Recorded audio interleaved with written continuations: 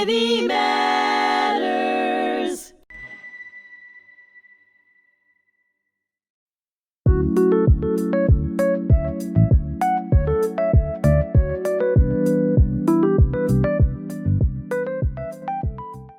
Hello and welcome to Many Voices, One Community, stories that unite us across Long Island and beyond. I'm Gaitley Stevenson-Mathews. I'm so very pleased to serve as the Community Engagement Officer here at the Holocaust Center. And today I am especially pleased to have my good friend with me, Gustavo Gitlin, Cantor Gustavo Gitlin, who I have known many years. Gosh, let's just hop in. I will say, I was looking at a bio on you. And as I understand, it was 2003 that you and your family moved from Buenos Aires to Glen Cove. Is that correct? That is correct. August 12. Oh, wow. Okay. And so I moved here in 2007, but I think about my first recollection of you, and I'm sure you remember this, was then it was Planet Fitness. It's now Glen Cove Fitness. And it was you, it was Pastor Betsy, and it was me. And we were on the elliptical together. The elliptical, yeah. Exercising, tried to be as fit as... And I don't know whether we burned fewer calories or more calories because we talked so much. But I will say, selfishly for me, I felt like for us and for me, it gave me an opportunity to get to know you and get to know Betsy, my pastor at the time then, better because we weren't focusing on talking or we weren't focusing on anything specific. But I think about the broad spectrum of topics we chatted about, whether it had to do with the community or whether it had to do with the world. And I'm, again, selfishly appreciative that that's how we kind of first got to know each other. So it was outside the realm of any other aspects of our lives. And those moments were just special. You were so involved in so many things in the community, and I want to talk about that. But first, I'd like people to have an introduction of kind of who you are, how you and your family came to be in Argentina. As I understand, Argentina is one of the largest populations of Jewish people in South America. So how your family ended up there, and then how you ended up here in the States, and specifically Long Island. So why don't you just share a little bit?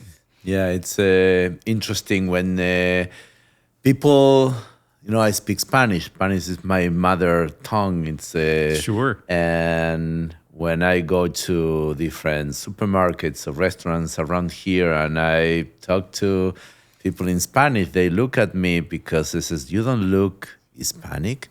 And how can you speak Spanish so well?" And it's interesting that people don't perceive Jewish people that they can be Hispanic. When I have to fill out forms and they ask me my ethnicity and my race, and it's like I don't know. Most what people don't know is that Argentina is made. The population is made basically, I guess, that 90% of European. In the late 1800s and 1900s, the immigration, Argentina was a big country with very few people there, so they opened their borders for every good people that they want to inhabit the country. So a lot of Spanish people and Italian and, of course, Jewish people from Poland and Ukraine. My family came from Moldavia. Okay. But at the time, in the late 1800s, probably was Ukraine, Moldavia, the borders were all confusing. But I just want to mention there was a philanthropist, a Jewish philanthropist called Baron de Hirsch, who was very influential in bringing thousands and thousands of people that they were basically starving. If you hear about the story of Fiddler on the Roof, and you remember at the end how they are leaving Europe, sure. And that's probably the story of my family, among with thousands of more. So that's how they made it to Argentina in 1891. So both my grandparents came from Europe, and then, fast forwarding, my wife also. Half of her family are from Poland, the other half from Germany. So interesting. People says, "Oh, you don't look Argentinian." I says, "Well, do you know how Argentinian looks like?" Right. It's such a mix of people. Right. So it's for me it's funny, but also I try to educate people. Sure. And tell them that people come from all over the world, and we might look well. And different. I will say, and I think in part it's human nature. We like to categorize people, or we like to label people, or we want to feel comfortable by knowing this is what this is, and this is what this is, when in reality we are so multifaceted. And certainly I've learned so much. And I've been at the Holocaust Center since October, and I feel like a sponge, because every time I walk into this center I'm learning something new. For me, so I think sometimes people are fearful of new. They're fearful of new ideas, fearful of different ways that people, may come from, or their backgrounds. And part of the reason for this broadcast is I think that's the gift. Yeah. I think that's the gift, when we learn from one another. And, I often say, I don't need to adopt your way of thinking. I don't need to, become your faith, but I can learn. And if I learn from you, I can learn more about myself. And to me, that's the gift. I always like the concept of celebrating our differences. Yes, I agree. And I think that simple, maybe it's a cliche, but I think that is so true. Right. Right. I don't need to be, or I don't need to follow, or to do what you do, but we can learn from each other. Right. And we can celebrate our different backgrounds. Right. And I think about, the number of people who have crossed the ocean for either opportunity or escape. Mine are Scottish ancestors who immigrated in 1740. So when your folks were kind of headed down south, mine were headed to the New World, and it's a new world for everybody. The one thing that I will say that I love about this region of the country, and Long Island, that certainly has been a discovery for me. And as you know, I grew up in a small town in southeastern North Carolina.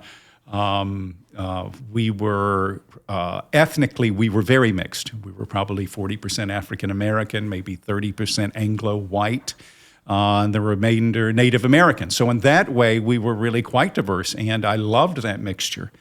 But religion-wise, I think there was like one Jewish family and one Catholic family. And otherwise, not only did most of the people identify as Christian, they were also Protestant. So, everybody was either the Methodist Church or the Presbyterian.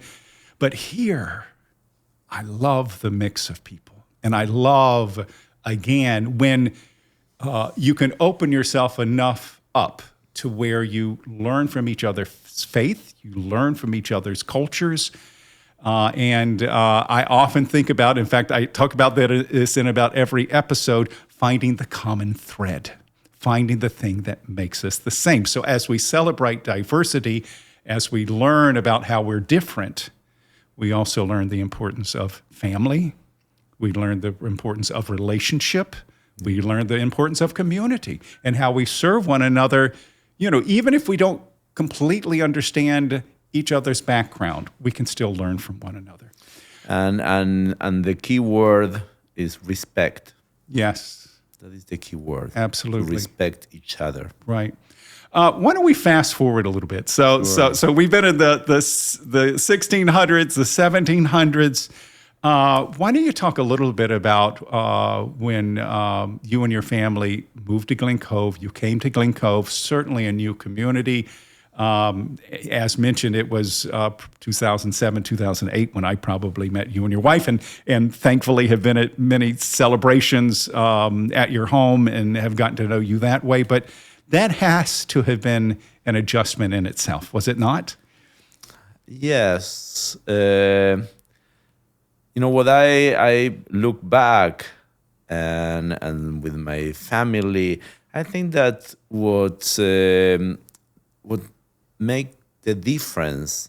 We are, especially Gabi, my wife, she's very community oriented. She loves celebrations of all kind, and opening our home for us was a no-brainer. And so I remember, I tell always this story, but I think that it kind of tells a little bit. We came here on August 12. We arrived with Tammy, who was 4 years old, and Eitan was gosh. 1. And so we are sitting in a new house trying to figure it out what to do. It was hot, very hot. And so this is August 12th, and Gabi's birthday is on August 15th. So Gabi looks at me, and we are, trying to... and she says, what are we doing for my birthday? And that's very typical on her, She's a party girl. Right, a celebration. Yes. So I said, I don't know. We just got here like 10 minutes ago. I don't know. What do you want to do? So she looks at me and says, you know what? That the next day was Shabbat, so I would be at services. So, whoever comes, invite them to our house. We're going to have a party. I said, are you sure? We just got here. We have the suitcases. We came with 7 suitcases because... Wow. The airline allowed for the adults 2 suitcases, or for Eitan 1 suitcase for free. So we couldn't afford to bring an extra suitcase. So all our belongings were in 7 suitcases. So that Sunday, we don't know how many people are coming because it was like an open house. And like 80 or 90 people show up.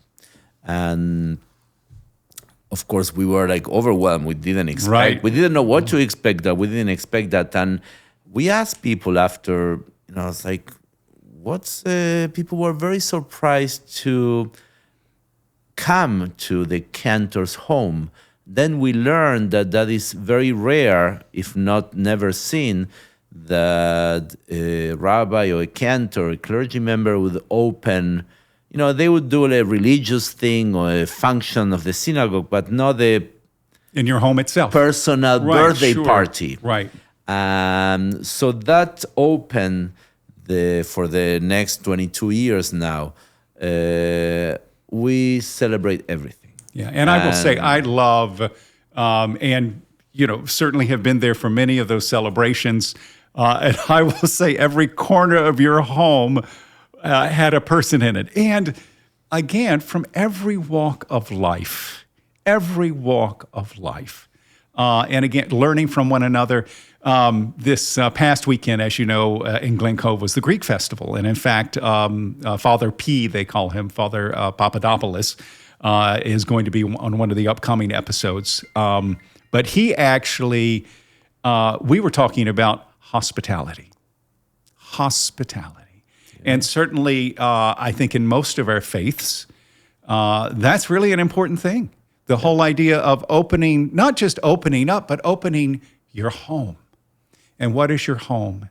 Whether it's a congregation that you make your home, whether it's a community or a town or literally your house. And what a gift. And also, our mutual friend, Leah D'Angelo, was also on an episode, and we were talking about exactly the same thing. And there's something magical that happens when you are bold enough and thoughtful enough, and you don't quite know, it is your home. So there's something very personal about it. But the fact when you were able to do that, and I do think it comes back to respect. I think it's you are comfortable enough and respectful of them that you want them to be a part of that community. What's in our case, our family has like different layers. So this is our immediate family of the 4 of us, but then our extended family. And over the years, our congregation became our family. I can't tell you how moving it was when Eitan and Tammy were students, elementary school, middle school, and they had Grandparents' Day. And a number of our members, they were not fighting, but they were volunteering to come. And every year we had a different set of grandparents. So when I learned this expression, it takes a village. And in Spanish, I don't know that expression. Right. But it takes a village. And in our case, it does. Sure. It takes a village. Our kids, especially, and us too, we were embraced by, the moment when we arrived here, we had 139 families. Wow. We've grown to 360 in the last 20-something years. But they all became part of our extended family. And that's you can feel that love. Sure, and I will say I have felt that love, and I saw a post recently online talking about the duo of you and Rabbi Huberman, and I will say it is a great duo. You two are really very, very different. But at the same time, I feel like both of you bring your own component to the community and to the spirituality and how that is expressed. And again, perhaps it's a bit of a cliche, but there really is a harmony that does happen with the two of you together, and that's. What is that? Is that just by chance? Is that or is that God's hand? However it happens. Well, let me tell you a little bit that what happened. So when I came here like 20, now it's going to be 23 years ago, and Rabbi Huberman came a couple of years later, and we started our connection and our partnership that slowly became a friendship. And he taught me a lot, especially what he taught me, one of the many things, is to speak up. I always been very bad with confrontations. So many years ago, one day, the high holidays is a special time to open your heart, to do a balance of your life, and especially Yom Kippur is the Day of Atonement, right. And it's a day to ask for forgiveness. So we sat down, and he sat me down and said, "Okay, so let's talk." I said, "What do you want to talk about?" "So is anything that you want to tell me? Let's." And I said, "No, everything's fine. Come on, I'm a big boy. Bring it in." I said, "No, it's nothing." Well, maybe one day I was singing and you was like, and I said, "Okay, I'm sorry, I'm gonna pay attention." And slowly I was like, and then he did the same with me. And after that, we became a tradition of not holding back. Right. And then we don't wait once a year.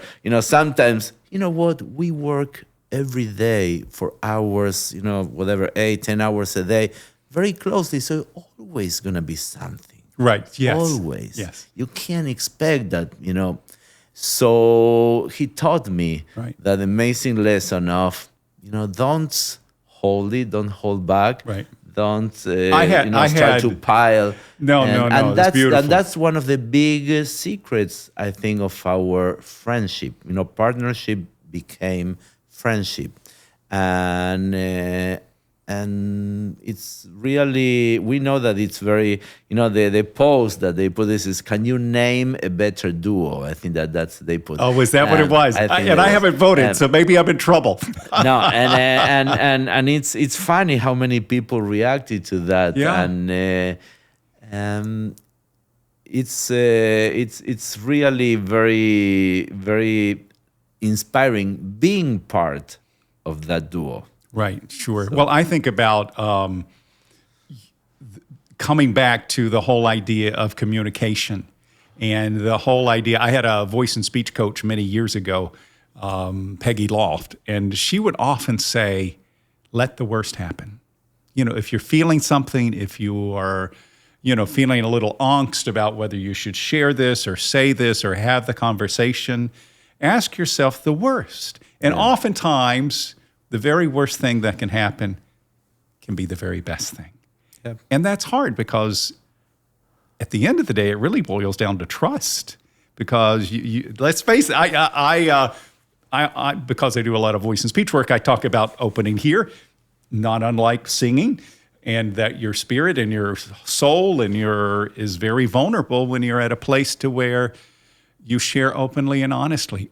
But at the end of the day, you look. I've often heard a eulogy. I don't know if this is included in Jewish tradition, but they'll talk about the day you're born and the day you die, and that tombstone that has the dash in the middle. What happens in the dash? And I feel like the more moments of authenticity that we can have in our journey, that is where the richness comes into our lives. And also for me at least, is what empowers us to hopefully work to make a difference in the community and in the world. And certainly, Gustavo, you and your congregation have done that. Talking about making a difference, and when we arrived here and as we were getting to settle in and to adapt to this amazing community, I felt that sense of gratitude, and then became responsibility of paying it forward. Right. And share a little bit about that. So I do know, certainly because of North Shore Sheltering, many people in the Glen Cove community are familiar with that because, we get our neighbors together, we cook a meal, and we took to the gentlemen who were part of that, the guests of that shelter. But you were president of that. You knew the ins and the outs and the hardships and the continuing challenges certainly we have in our community with homelessness. Yeah, so talking about Reverend Betsy, she was my mentor and my inspiration. Right. Because when I met her, and then slowly she was the president of the North Shore Sheltering Program that started not that long before I came. So 2 Hispanic homeless people died on a winter night, and the community got together, led by a number of clergy people and lay leaders. And I think that Tom Swassey was very instrumental too on that first group of founders of the North Shore Sheltering Program. And so Reverend Betsy invited me to start volunteering and be part, and they needed somebody on the board, so I joined that board. And Father Manny, may he rest in peace. Also, I met him shortly, but he was also very inspiring, and he was involved on the program. So slowly I started to volunteer, and they needed somebody to sleep there. So I said, yeah, sure, I can take a night. And Gabby was very happy to say, you go there. But she'd have her own, right? But those Monday nights became for many, many years, and I always say that the best night of my week, because spending time with the guys, speaking Spanish, I was able to communicate with a lot of the guys, and spending that night, not maybe in that comfortable, but coming home on Tuesday mornings. And I remember putting my kids on the bus and taking a shower, and gave me a totally different dimension of gratitude. Right. And so I did that for many, many years. And it was a very humbling experience. Right. When you get to your house and you take a shower, you don't think about there are people who don't have that. Experience, right. What a the gift. amazing experience right. of being able to take a shower. Right. So, well, I'll say, kind of my experience of that is with Nosh Delivers. I've been delivering with Nosh Delivers every Thursday since its inception. And there are some weeks that I think, I don't have time. I do not have time. I don't have time. This week, I do not have time. Mm-hmm.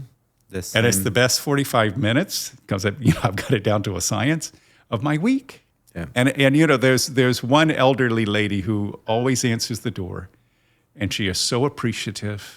Yeah. And I am grateful. And for me, because, I grew up in a family that was about giving back, that kind of the culture of what I was brought up with. And I will say I feel closest to God. I feel closest to my family, my parents who are passed away. And in some ways, it feels like the most selfish thing in the world. Because it's so important. But when people say, "So thank you for doing this," and I always say, like, "Thank you for letting me." It's a two-way. I like to think about the word and the concept of mitzvah. And mitzvah, it's a very interesting word because it has two different meanings. A mitzvah is both a commandment, you are obliged, you must do this, but also it's an act of loving kindness. So you are commanded to do something do good.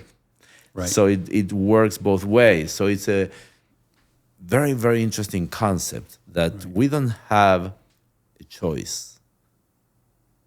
I understand. With that said, Cantor Gustavo, my friend, it's been so wonderful to have you here today. And please stay tuned and make sure you follow all of our episodes of, we are calling it Many Voices, One Community. And also make sure you watch all of the other wonderful podcasts that happen at HMTV at HMTC. I'm Gaitley Stevenson-Mathews, your host, and so pleased today to be with Cantor Gustavo. Thank you so very much, and I hope I'll have you back at some point. Sure. Thank you.